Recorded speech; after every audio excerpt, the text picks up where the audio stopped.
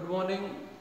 Last class में अपन M phase या अपन समसूत्र विभाजन पढ़ रहे थे। उसमें अपन ने केंद्र विभाजन के अंदर पूर्व अवस्था जिसे अपन प्रोफेज कहते हैं उसके बारे में बात की थी कि प्रोफेज के अंदर क्या प्रोसेस होता है, अर्ली प्रोफेज में क्या होता है और लेट प्रोफेज के अंदर क्या होता है। आज अपन सेकेंड अवस्था की बात करेंगे मेटाफेज की।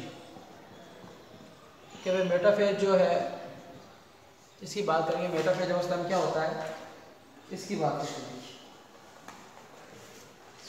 कि भाई मेटाफेज अवस्था के अंदर आपके इस अवस्था में जो गुणसूत्र है वो सर्वाधिक रूप से क्या होते हैं, संघनित होते हैं। कि इस अवस्था में गुणसूत्र क्या करते हैं, गुणसूत्र सर्वाधिक रूप से संघनित होते हैं। ये गुणसूत्र क्या करते हैं, बहुत ज्यादा पास हो जाते हैं, संघनित हो जाते हैं। इस कारण इस अवस्था में गुणसूत्र की आकारिकी का अध्ययन किया जाता है। कि इस अवस्था में गुणसूत्र की आकारिकी, गुणसूत्र की आकारिकी का अध्ययन करना है तो कौन सी अवस्था सबसे अच्छी मानी जाती है, मेटाफेज। ध्यान रखना, बहुत ही महत्वपूर्ण क्वेश्चन है। क्योंकि इसमें गुणसूत्र बहुत ज्यादा सर्वाधिक क्या होता है, संघनित हो जाते हैं, बहुत ज्यादा जुड़ जाते हैं, बहुत ज्यादा इकट्ठे होकर एकदम स्पष्ट रचना बनाते हैं, इसलिए इसका उपयोग किया जाता है। देखिए इसके अलावा बात करें इसमें मेटाफेज के अंदर कि भाई केंद्र गाढ़ में पूर्ण रूप से विघटित होने के साथ समसूत्र विभाजन की जो द्वितीय अवस्था प्रारंभ होती है, इसमें गुणसूत्र कोशिका द्रव्य में फैल जाते हैं। कि वैसा अवस्था में कोशिका द्रव्य हो तो गुणसूत्र फैल जाते हैं। और अपन सूक्ष्मदर्शी में इसमें सूक्ष्मदर्शी के अंदर इस अवस्था में देखें तो क्या होता है, आपको देखने में स्पष्ट रूप से दिखाई देते हैं गुणसूत्र। और वही अवस्था है जिसमें गुणसूत्रों की आकारिकी का अध्ययन बहुत ही सरल तरीके से किया जाता है। अभी मैं यही बात कर रहा था आपसे, ठीक है। इसलिए महत्वपूर्ण पॉइंट है, एग्जाम बहुत बार पूछा जाता है कि गुणसूत्र की आकारिकी का अध्ययन कोशिका विभाजन की कौन सी अवस्था में किया जाता है, तो मेटाफेज ध्यान रखेंगे आप। फिर मध्य अवस्था में क्या होता है कि मध्य अवस्था में जो गुणसूत्र दो संतति अर्धसूत्रों से बना होता है, ठीक है। देखिए अर्धसूत्र का मतलब होता है, देखिए ये गुणसूत्र है, ये ठीक है, इन्हें बोलते हैं अर्ध गुणसूत्र या क्रोमेटिड कहा जाता है। ये क्या गया, सेंट्रोमियर आ गया। अब मैंने आपको कहा था जब ये आपके इसमें ये इस प्रकार से क्या पाया जाता है, ये डीएनए, तो डीएनए क्या करता है, रेप्लिकेशन करता है इस फेज के अंदर। तो इस प्रकार से गुणसूत्र तो क्या है, एक ही है, 2n है। जबकि आपके कार्बन आपके डीएनए की संख्या क्या होगी, 2c से 4c हो गई, मतलब डीएनए क्या हो गया, डबल हो गया। तो ये इस प्रकार से इसमें पाया जाता है डीएनए। तो ये गुणसूत्र देखिए इसे बोलते हैं, ये दोनों गुणसूत्र है ना, इनको बोला जाता है सिस्टर क्रोमेटिड। सिस्टर क्रोमेटिड ये एक दूसरे के क्या है, होमोलोगस भी कहा जाता है, इनको समजात गुणसूत्र भी कहते हैं, ठीक है। इस गुणसूत्र को क्या कहा जाता है, समजात गुणसूत्र कहा जाता है। और ये दोनों जो गुणसूत्र है अर्ध, इसे ये क्रोमेटिड है, ये क्रोमेटिड है, इन्हें क्या कहा जाता है, सिस्टर क्रोमेटिड कहा जाता है। इसी से ध्यान रखेंगे। तो इस अवस्था के अंदर क्या होता है कि जो आपको गुणसूत्र है तो गुणसूत्र बिंदु की सतह पर जो छोटे बीम आकार में स्नायु मिलती है, जिसे अपन क्या कहते हैं, काइनेटोकोर के, जैसे ये आपके सेंटीमीटर इसमें बिंदु नंबर 7 जैसे क्या बोलते हैं, काइनेटोकोर। मैं आपको पढ़ा चुका हूँ पहले, ठीक है। तो ये काइनेटोकोर जो संरचना है, ये संरचना गुणसूत्रों से तर्कुतंतु के तर्कुतंतु के जुड़ने का स्थल है। यहाँ से क्या होता है, तर्कुतंतु जुड़ते हैं। देखिए मैं आपको मेटाफेज की आपको अवस्था बना के बताता हूँ किस प्रकार से मेटाफेज में होता है। कि जैसे ये आप डायग्राम बनाए तो ये आपके कोशिका झिल्ली होगी, ठीक है। और इसके अंदर ये आपके अपन पढ़ा था कि तर्कुतंतु जो होते हैं ये सेंट्रियोल जो होते हैं ध्रुव पे चले जाते हैं, ध्रुव पे चले गए सेंट्रियोल। इनसे इस प्रकार की छोटी छोटी आपकी क्या होती है, किरणें निकलती, से एस्ट्रल कहा जाता है, ठीक है। और ये एस्ट्रल होते हैं। और यहाँ पे जैसे मान लीजिए गुणसूत्र है, अर्ध गुणसूत्र, जैसे ये स्थिति है, तो ये गुणसूत्र इस प्रकार से लगे हुए हैं,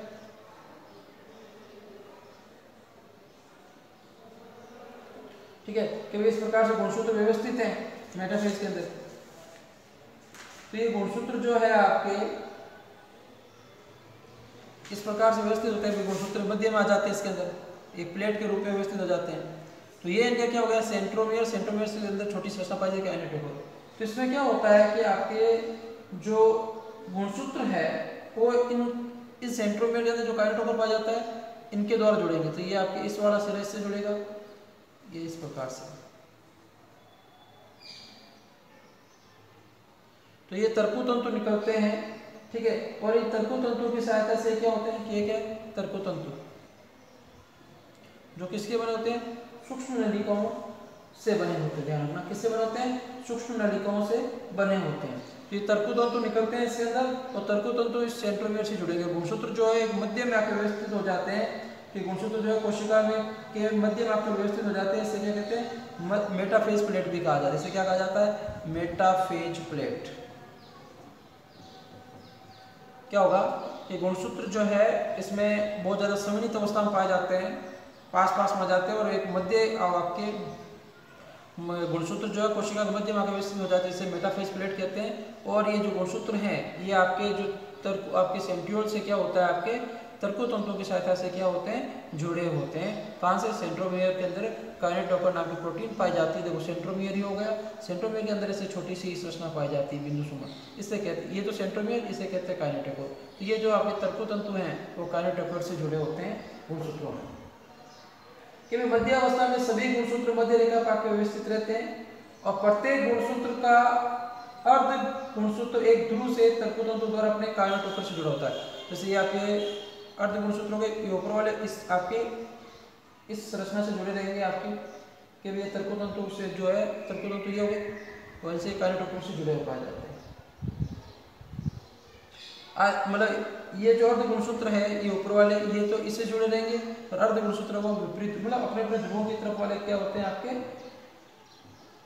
तरकु तंतु से जुड़े हो, तरकु तंतु की सहायता से आपके सेंट्रियोल से जुड़े हुए पाए जाते हैं। और सेंट्रोमियर जो है वो मध्य रेखा की तरफ गुणसूत्र की जो भुजाएं होती है वो ध्रुवों की तरफ होती है। देखो सेंट्रोमियर तो मध्य रेखा पे है, और इनकी जो भुजाएं हैं वो क्या है, इस ये ऊपर वाली भुजा इस तरफ है, नीचे वाली इस ध्रुव की तरफ है। तो ये भुजाएं जो होती है अपने अपने ध्रुवों की तरफ होती है। कि भाई इस अवस्था की विशेषता क्या है, देखिए मुख्य विशेषता क्या है, कि भाई तरकु तंतु जो है वो गुणसूत्र के काइनेटोकोर से जुड़े होते हैं, सबसे पहले बात ये है। दूसरी, गुणसूत्र मध्य रेखा की ओर जाकर क्या बनाते हैं, मध्य अवस्था प्लेट या मेटाफेज प्लेट का क्या करते हैं, निर्माण करते हैं। ये बात होगी। और ये अल्पकालीन अवस्था है, कि क्या है, अल्पकालीन अवस्था है। इसको पूरा होने में कितना टाइम लगेगा, 6 से 13 मिनट के अंदर ये अवस्था क्या हो जाती है, आपके पूर्ण हो जाती है। यदि टाइमिंग पूछे, इतना डिटेल है नहीं आपके, ठीक है, 6 से 13 मिनट की टाइम लगता है इसके। और अब ये देखो अपन इसमें बात कर ली, इसमें सबसे महत्वपूर्ण बात है कि गुणसूत्र की आकार का अध्ययन किस अवस्था में किया जाता है। तो ये सबसे ज्यादा आपको ध्यान रखने वाली बात है, ठीक है। वो किस अवस्था है, आपके मेटाफेज की अवस्था ऐसी है जिसके अंदर इसका अध्ययन किया जाता है। अब देखिए इसके आगे बात करते हैं नेक्स्ट अवस्था एनाफेज की, कि भाई एनाफेज या जिसे अपन फर्स्ट अवस्था बोलते हैं। देखिए मैंने आपको इनके नाम हिंदी और इंग्लिश नाम मैंने पहले बता दिए आपको, तो उसमें कोई आपको टेंशन का काम नहीं देगा था, ठीक है। फिर भी किसी को डाउट हो तो आप देख लेना, अच्छे से पूछ लेना वापस। चलिए आगे मेटाफेज हो गया कंप्लीट। अब देखिए एनाफेज की बात करते हैं।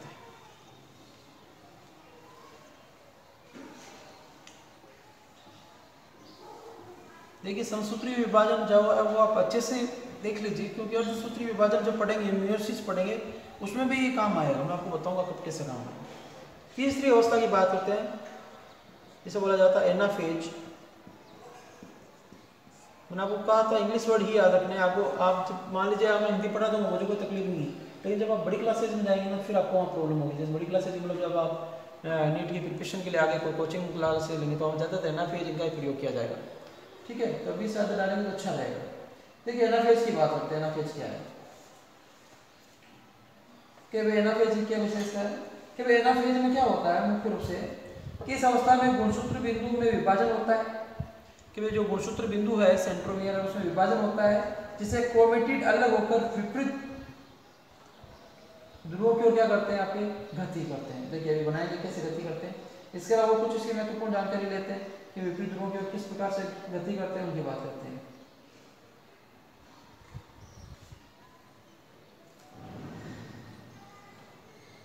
अब देखिए इसका डायग्राम बनाते हैं अपन पहले, सबसे पहले, फिर इसको अच्छे से समझने की कोशिश करते हैं। जैसे ये कोशिका होगी, ठीक है, थोड़ा सा अलग से रिप्रेजेंट कर देता हूँ, अलग मार्कर से आपको अच्छे समझ आएगा।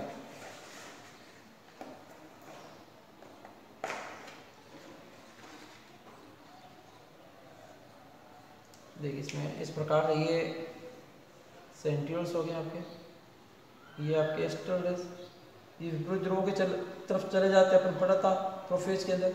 अब इसमें क्या होता है, ये विपरीत ध्रुवों की तरफ जाते जो हैं उसमें और साथ में क्या कंडीशन बनती है कि इसमें एनाफेज के अंदर क्या होता है कि जैसे अभी अपन ने पढ़ा था मेटाफेज के अंदर, तो क्या है ये जो आपके गुणसूत्र होते हैं मध्य व्यवस्थित। अब की बार क्या होते हैं कि जो गुणसूत्र होते हैं वो इस प्रकार से, जैसे इसमें गुणसूत्र जो है वो आपके क्या करते हैं, गति करते हैं विपरीत ध्रुवों की ओर, जिसकी वजह से आज जो गुणसूत्र है उसके अर्ध गुणसूत्र जो है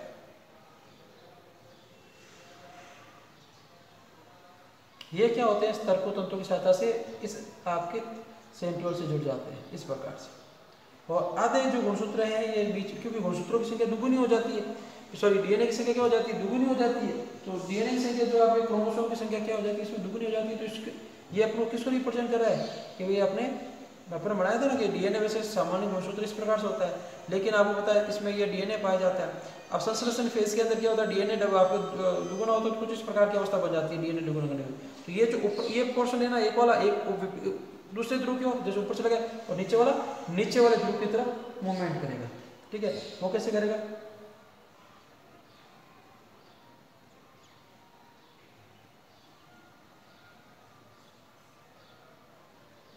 जितने होते हैं बना लेता सामान्य रूप से, थोड़ा सा दूर बना देता हूँ ऊपर। तो एनाफेज के अंदर क्या होते हैं, गुणसूत्र जो है वो आपके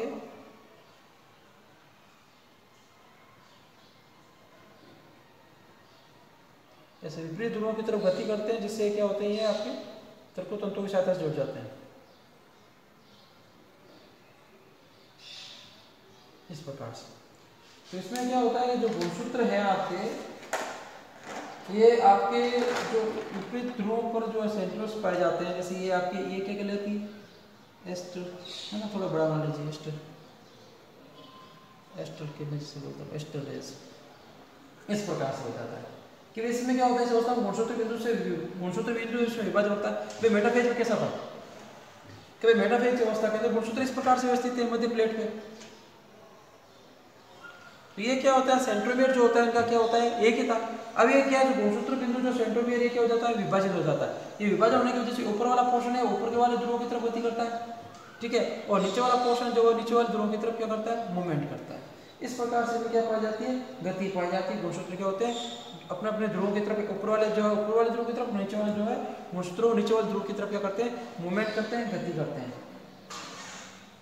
अब देखिए और एक्स्ट्रा कुछ बात करते हैं कि भाई प्रत्येक क्रोमोसोम का जो सेंट्रोमियर है वो लंबाई में फट जाता है, या अपन कह सकते हैं सेंट्रोमियर का विभाजन हो जाता है। और सेंट्रोमियर विभाजन होने की वजह से जो क्रोमेटिड है वो एक दूसरे से पृथक हो जाते हैं, कि क्रोमेटिड एक दूसरे से क्या हो जाते हैं, पृथक हो जाते हैं। और ये प्रत्येक क्रोमेटिड क्या करते हैं, स्वतंत्र रूप से क्या हो जाते हैं, गुणसूत्र बन जाते हैं। कि भाई जब तक साथ में थे तब तो एक गुणसूत्र था, पृथक हो गए तो गुणसूत्र क्या हो गए, दुगुन हो गए। आधे गुणसूत्र ऊपर चले गए, आधे गुणसूत्र क्या रह गए, नीचे रह गए। तो इस कोशिका में क्रोमोसोम की संख्या क्या हो जाती है, दुगुनी हो जाती है। क्योंकि आपको मैंने बताया था कि जैसे ये गुणसूत्र ये सिंगल है और एक इसके साथ में जुड़ा हुआ है। आप इसे एक गुणसूत्र कहेंगे, दो गुणसूत्र कहेंगे, तो ये डिसाइड करता है सेंट्रोमियर। यदि इसका सेंट्रोमियर एक है तो ये गुणसूत्र एक है। अब क्या हुआ, सेंट्रोमियर विभाजित हो गया, ये ऊपर वाले ऊपर चले गए, नीचे वाले चले, अब इनका सेंट्रोमियर लग गया तो ये भी गुणसूत्र हो गया। तो पहले कितने गुणसूत्र थे, 4 थे, अब गुणसूत्र कितने दिखाई दे रहा है आपको, पहले 4 गुणसूत्र थे, अब कितने दिखाई दे रहे हैं, 1 2 3 4 5 6 7 8। तो गुणसूत्रों की संख्या क्या होगी, दुगुनी हो गई ना। तो इसमें ध्यान रखना कि इस अवस्था के अंदर क्रोमोसोम की संख्या क्या हो जाती है, दुगुनी हो जाती है। इसमें साथ ही कि भाई क्रोमोसोमल फाइबर संकुचित हो जाते हैं और क्रोमोसोम क्या करते हैं, ध्रुव की तरफ खींचते जाते हैं। और क्रोमोसोम क्या करते हैं, अपने अपने आधे जो ऊपर वाले क्रोमोसोम है ऊपर की तरफ ध्रुव की तरफ, और नीचे वाले क्रोमोसोम जो है वो नीचे वाले ध्रुव की तरफ क्या करते हैं, गति करते हैं। जब प्रत्येक गुणसूत्र मध्यांश पट्टिका से काफी दूर जाने लगते हैं, कि मध्य प्लेट से काफी दूर जाने लगते हैं, तो प्रत्येक का गुणसूत्र बिंदु ध्रुवों की ओर होता है, जो गुणसूत्रों को ध्रुवों की ओर जाने का नेतृत्व करता है। कि गुणसूत्र बिंदु जो है ध्रुवों की तरफ होते हैं, तो ये क्या करते हैं, ऊपर चलो, नीचे वाले इधर होते हैं तो नीचे जाने की कोशिश करते हैं। कब, जब ये मध्य पट्टिका से थोड़े से हट जाते हैं। अब देखिए इसकी मुख्य विशेषता क्या है कि गुणसूत्र बिंदु क्या हो जाते हैं, टूटते हैं, और अर्ध गुणसूत्र क्या हो जाते हैं, अलग होते हैं। देखिए मुख्य विशेषता की बात कर लेते हैं कि गुणसूत्र बिंदु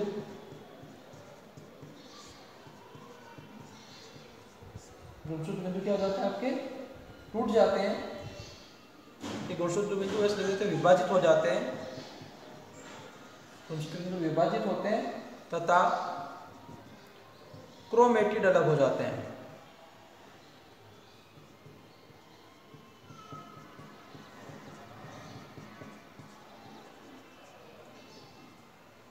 और दूसरा पॉइंट है इसमें कि भाई जो आपके क्रोमेटिड जो आपके अब क्या माने जाते हैं गुणसूत्र, आप देखो इनको क्रोमेटिन क्या भी है पूरा गुणसूत्र, ये भी गुणसूत्र, ये भी गुणसूत्र, ये भी गुणसूत्र, ये भी गुणसूत्र। तो ये जो गुणसूत्र है ये विपरीत ध्रुवों की ओर जाने जाते हैं। तो गुणसूत्र क्या करते हैं, विपरीत ध्रुवों की ओर गति करते हैं। गुणसूत्र विपरीत ध्रुवों की ओर जाने लगते हैं। गुणसूत्र क्या करेंगे, विपरीत ध्रुवों की ओर जाने लग जाएंगे। तो ये आपको क्या हो गया, एनाफेज की मुख्य पॉइंट थे वो होगी। तो ये अवस्था भी बहुत ही क्या है, कम समय की होती है, अल्पकालिक समय की होती है। और इसमें अपन जितने भी महत्वपूर्ण थे उनकी सबकी अपन चर्चा कर ली। और गुणसूत्र देखिए इसमें क्या है कि इसमें जो गुणसूत्र की आकृति कैसे दिखाई जाती है, जे या वी आकृति की दिखाई देती है। वी आकृति बनी, जे बोला तो गुणसूत्र एक बोला छोटी हो जाएगी, एक ऐसे बड़ी हो जाएगी, क्या हो जाएगी, जे आकृति दिखाई। इसमें गुणसूत्र की जो आकृति कैसे दिखाई लग जाती है, जे और वी आकृति दिखाई लग जाती है। अब देखिए नेक्स्ट स्टेप में क्या होगा, टेलोफेज की बात करेंगे अब, ठीक है। टेलोफेज की बात करें, देखिए नेक्स्ट फोर्थ अवस्था आपके टेलोफेज की बात करते हैं। अगली अवस्था में क्या होगा,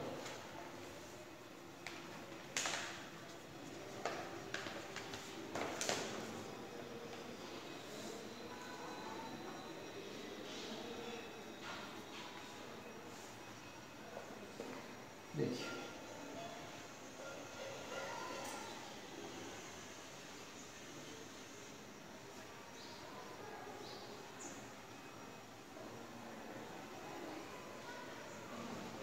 चौथी केंद्र विभाजन की लास्ट अवस्था कौन सी है, टेलोफेज।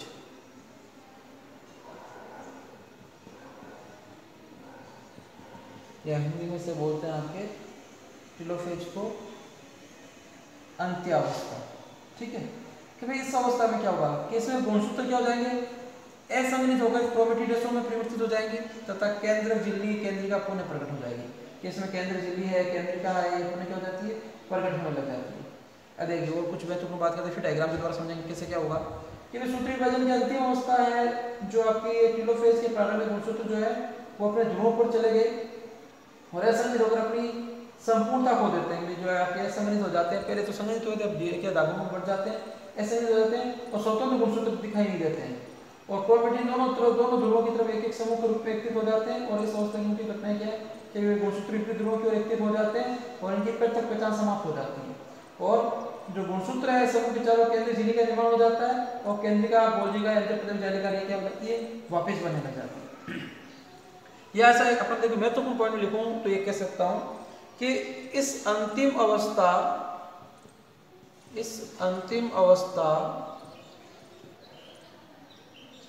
में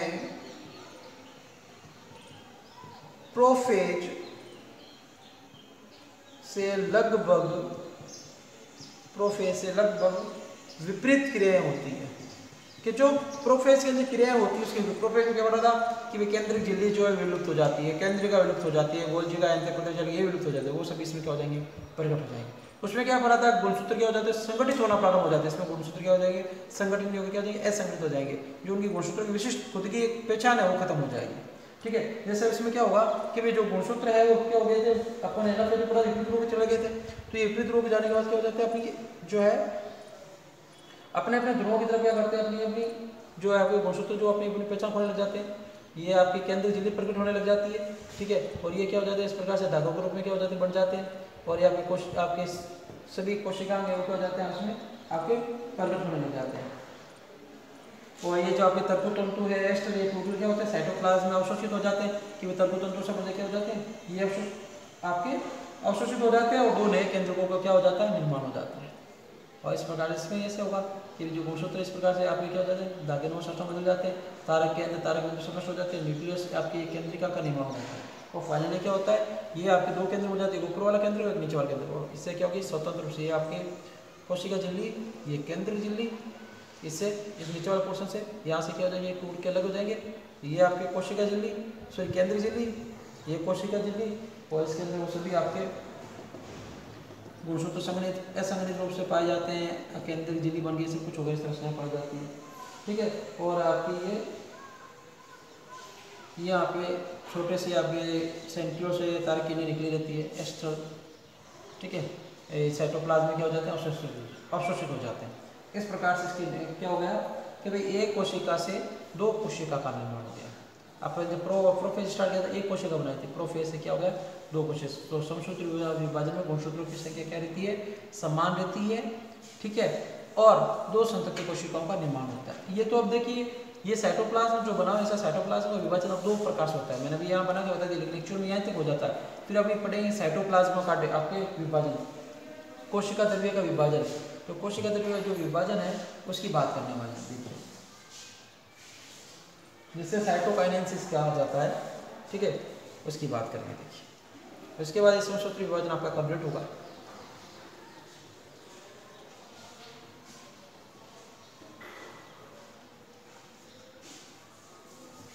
तो अभी हेडिंग है कोशिका द्रव्य विभाजन। कोशिका द्रव्य विभाजन इसे कहा जाता है आपके साइटोकाइनेसिस।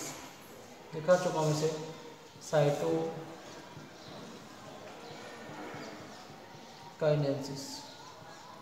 देखिए कि इसमें क्या होता है कि कोशिका जो आपके विभाजन है, कोशिका द्रव्य विभाजन, ये आपके दो प्रकार से होता है, ठीक है। पादपों में अलग तरीके से होता है, जंतुओं में अलग तरीके से होता है, ठीक है। तो मैं थोड़ा सा आपको इंट्रोडक्शन देता हूँ उससे क्या है, फिर इसकी बात करते हैं कि सूत्रीय विभाजन के दौरान क्या होता है, द्विगुणित गुणसूत्रों का संतति केंद्रकों में जो पृथक होता है जिसे केंद्र विभाजन कहते हैं। केंद्र का विभाजन हो गया, लेकिन कोशिका विभाजन सफल होने के बाद कोशिका स्वयं एक अलग प्रक्रिया द्वारा दो संतति कोशिका में विभाजित हो जाती है। इस प्रक्रिया को क्या कहते हैं, कोशिका द्रव्य विभाजन कहते हैं।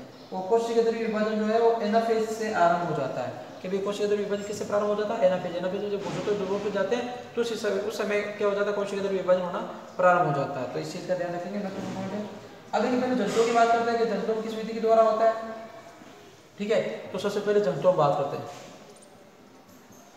जंतुओं में कोशिका द्रव्य विभाजन किस विधि के द्वारा होता है, तो इस विधि को बोलते हैं खांच विधि, या इसे एक और नाम दिया जाता है आपके, इसे कहा जाता है संकुचन वलय, है ना। तो ये आपके जो पॉपुलर नाम है वो आपके खांच विधि ही है, ठीक है। जंतुओं में इस विधि को क्या कहते हैं, खांच विधि ही कहा जाता है। अब देखिए इसकी बात करें, इस विधि में क्या होगा, खांच विधि के अंदर इसकी बात करते हैं कि भाई ये विधि जंतुओं में पाई जाती है। पहली पॉइंट में हेडिंग लिखी थी कि विधि किसमें पाई जाती है, जंतुओं में। और जंतुओं में कोशिका भित्ति नहीं पाई जाती है। क्या नहीं पाई जाती है, कोशिका झिल्ली होती है। तो जो कोशिका झिल्ली होती है कि जंतुओं में कोशिका भित्ति नहीं होती, तो कोशिका झिल्ली जो होती है वो क्या करती है, बाहर से अंदर की ओर।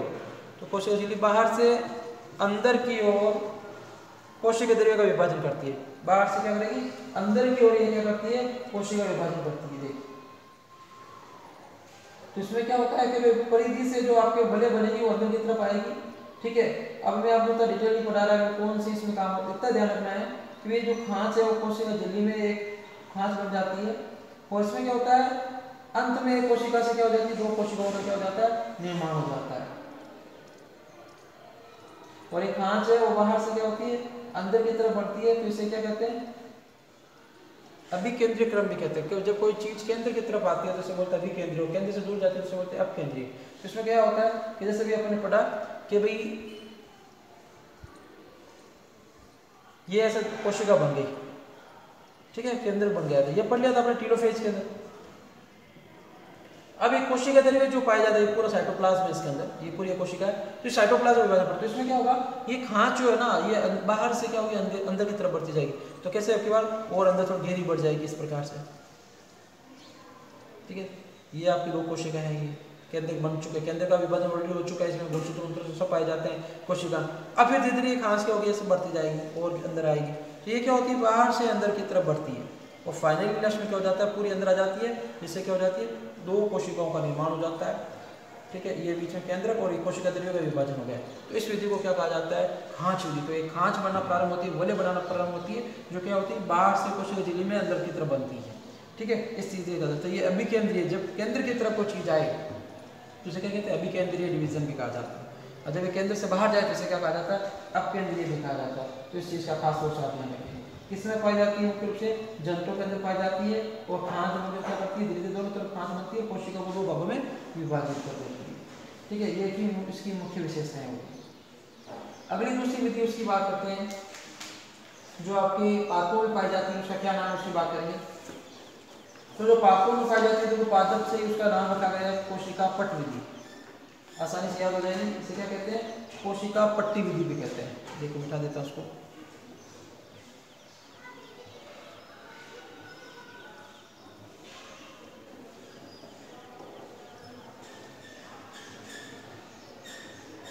दूसरी जो है इसे होते हैं कोशिका पट्टी, जैसे कुछ पट्टिका बोलते हैं विधि। किसमें पाई जाती है? पेड़ से पादप, याद रखो, पौधों में। पहली चीज तो क्लियर कि विधि किसमें पाई जाती है?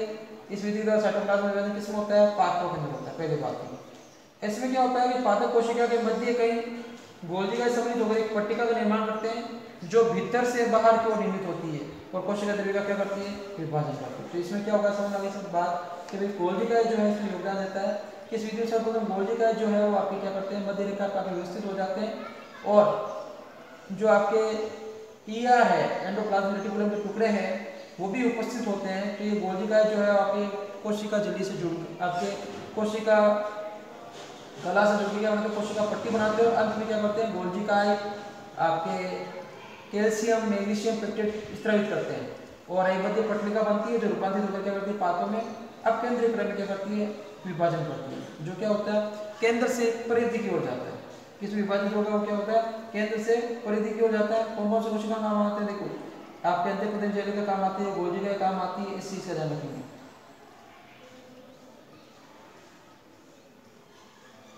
और इसमें क्या है? देखो आपके ये जो आपकी पट्टिका बनती है अंतःप्रदेश जालिका के टुकड़े, ठीक, स्पिंडल के विखंडित टुकड़े, इनको क्या कहते हैं? फ्रेगमोसोम्स भी कहते हैं। तो ये समझ लो कि फ्रेगमोसोम में जो है ये पट्टिका को क्या होता है? गुण स्वरूप धीरे धीरे बड़ा अंदर से बाहर तो बढ़ाती है और कोशिका भित्ति से मिल जाती है। इस प्रकार कोशिका दो कोशिका में विभक्त हो जाती है। देखिए कैसे अपने टीलोफेज में क्या पढ़ा था? ये कोशिका से थी, ठीक है, और यहाँ पे ना पढ़ लिया था केंद्र का विभाजन हो गया। अब इसमें क्या होगा कि ये जो आपके जो प्लेट बनेगी, आपके पट्टिका बनेगी, ये क्या होगी? कोशिका जो है, ठीक है, पूरी गोलाकार बना देता हूँ आपको समझने के लिए। जैसे कोशिका होगी, ठीक है, इसमें ये दो केंद्र विभाजन, तो ये पट्टी क्या होगी आपके इस प्रकार से अंदर से क्या करेगी? बाहर की तरफ बनेगी धीरे धीरे। फिर आपकी क्या होगी? पूरी कोशिका ये आपकी ये केंद्र, फिर धीरे धीरे बढ़ती जाएगी और फाइनली क्या हो जाएगा? आपके ये दो आपकी पूरी पट्टी बन जाएगी ऐसे और ये दो कोशिका विभाजित हो जाएगी, ठीक है। और ये इसमें क्या हो रहा है कि कोशिका परिधि से मतलब अंदर से बाहर की तरफ जा रही है, तो इसे क्या बोलते हैं? अपकेंद्रीय क्रम। अपकेंद्रीय क्रम में क्या होती है? विभाजित होती है। इस प्रकार से ये आपके हो गया कि भाई कोशिका पट्टी का विधि क्या है, ठीक है, या प्लेट विधि क्या है और आपकी कोशिका खांच विधि क्या है। इस प्रकार से सभी आपके काम आते हैं कि किस प्रकार से विभाजन होता है, किस प्रकार की सतह पाई जाती है, ठीक है। तो आज के लिए इतना ही पढ़ेंगे, बाकी नेक्स्ट क्लास में इसके आगे अपन डिस्कस करेंगे क्या होता है, ठीक है, कौन सा विभाजन पढ़ेंगे उनकी बात करेंगे। आगे संस्कृत विभाजन का महत्व पढ़ेंगे, उसके बाद अपना सूत्र विभाजन स्टार्ट करेंगे। तो आज के लिए इतना ही, धन्यवाद।